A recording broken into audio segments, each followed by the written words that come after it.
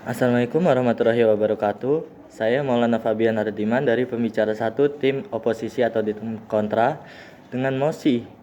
Perdebatan pada pagi hari ini membahas tentang Dewan ini akan mewajibkan orang tua untuk mengikuti tes kelayakan sebagai syarat memiliki anak. Pertama-tama saya ucapkan Assalamualaikum warahmatullahi wabarakatuh. Om Swastiastu, Namo Buddhaya, Salam Kebajikan.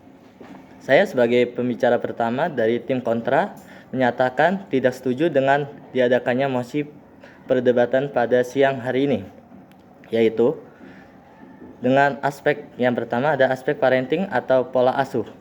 Mengacu pada aspek ini, orang tua terhadap anak meliputi memenuhi kebutuhan fisik yaitu makanan dan minuman, dan juga memenuhi kebutuhan psikologi anak, yakni rasa kasih sayang, memberikan rasa aman, dan rasa percaya diri kepada anak, serta diharapkan orang tua mampu bersosialisasi dengan masyarakat sekitar agar terus update perkembangan terkini terhadap perkembangan anak di masyarakat.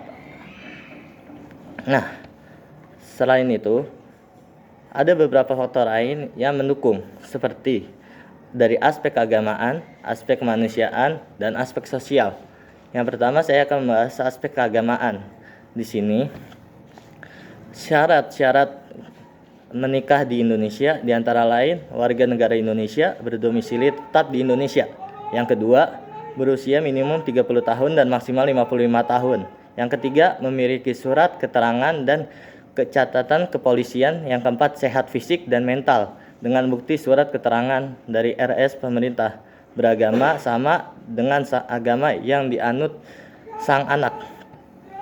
Nah, di sini tidak sesuai karena tidak dianjurkannya tes kelayakan sebagai memiliki anak, karena setiap orang tua punya kelebihan dan kekurangannya masing-masing, baik itu dari finansial, dari rasa kasih sayang, dan rasa parenting terhadap pola asuh anak di lingkungan keluarga ini. Seperti yang dikatakan Ferdinand Tonis tentang wilayah paguyuban, yaitu orang tua sangat berpengaruh bagi potensi perkembangan anak, di mana orang tua dan anak memiliki ikatan darah yang satu dengan yang lainnya.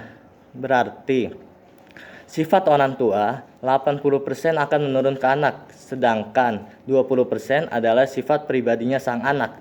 Berarti di sini peran orang tua 80% akan terjadi atau akan menetap di diri anak sebagai karakter utama pembentukan karakter anak di masyarakat atau perilaku anak di masyarakat, atau itu di masyarakat baik atau buruk, itu tergantung dari pola asuh kedua orang tua. Nah, bagaimana sih dengan mewujudkan cara mendidik anak yang baik dan benar? Yang pertama ada ucapkan tolong, maaf, dan terima kasih. Dengan mengucapkan ketiga kata ini, maka pola anak akan terbentuk dengan pembentukan karakter yang baik dan juga sikap yang bertanggung jawab. Yang kedua, biasakan berkata jujur. Jika orang tua saja berbohong kepada anak, misalnya, "Yuk nak, minum obat," dengan ditawarin buah jus padahal sedotannya dikasih obat. Nah, itu sudah berada di posisi tidak wajar, meskipun itu merupakan suatu aspek positif untuk anak cepat sembuh.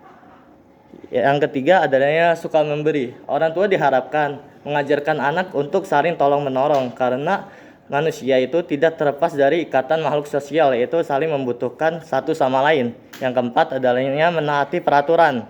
Dengan menaati peraturan, anak akan terbiasa bertanggung jawab. Apabila diberi tanggung jawab, ia tidak akan melepaskannya begitu saja. Dan apabila melakukan kesalahan, dia akan mudah untuk meminta maaf kepada yang disalahkannya.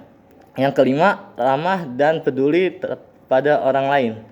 Sikap ramah dan peduli ini sangat dianjurkan untuk dikembangkan dan diberi pengetahuan kepada sang anak, karena dengan ramah dan peduli maka akan tercipta rasa harmonis di lingkungan keluarga.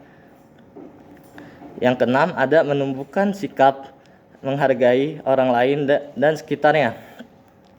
Dengan kita menghargai orang lain, kita mampu memahami perasaannya sehingga kita menimbulkan sikap simpati dan empati terhadap orang lain. Misal, orang lain sedang kecelakaan.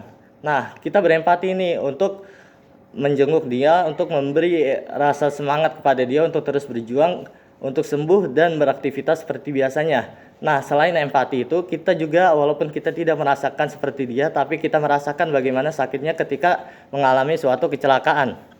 Yang ke-8, mengenalkan anak terhadap sikap adil. Sikap adil harus dilakukan sejak dini karena sesuai dengan Pancasila kita, yaitu keadilan sosial bagi seluruh rakyat Indonesia, yang mengambil makna bahwa seluruh masyarakat Indonesia, baik itu baru anak kecil, remaja, sampai hingga dewasa atau tua, itu wajib untuk bersikap adil di lingkungan masyarakat maupun di lingkungan keluarga.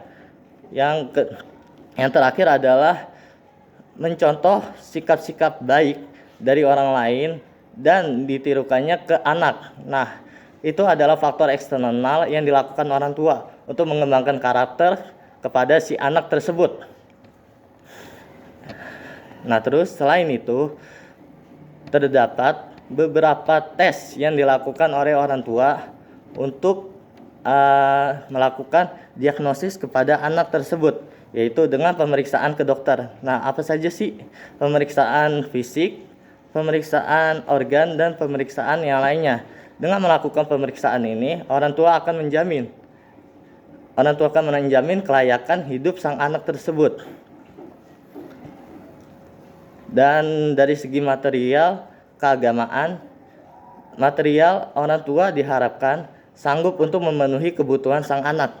Dan dari faktor keagamaan atau sikap dan moral, orang tua memberikan pengajaran yang baik sesuai dengan agama yang dianutnya. Setiap agama pasti menjunjung tinggi rasa solidaritas terhadap sesama agama dan rasa toleransi yang tinggi. Dengan begitu, sikap atau moral yang terbentuk moral yang baik di lingkungan masyarakat. Sekian, saya Maulana Fabian mengucapkan terima kasih. Wassalamualaikum warahmatullahi wabarakatuh. Selamat siang.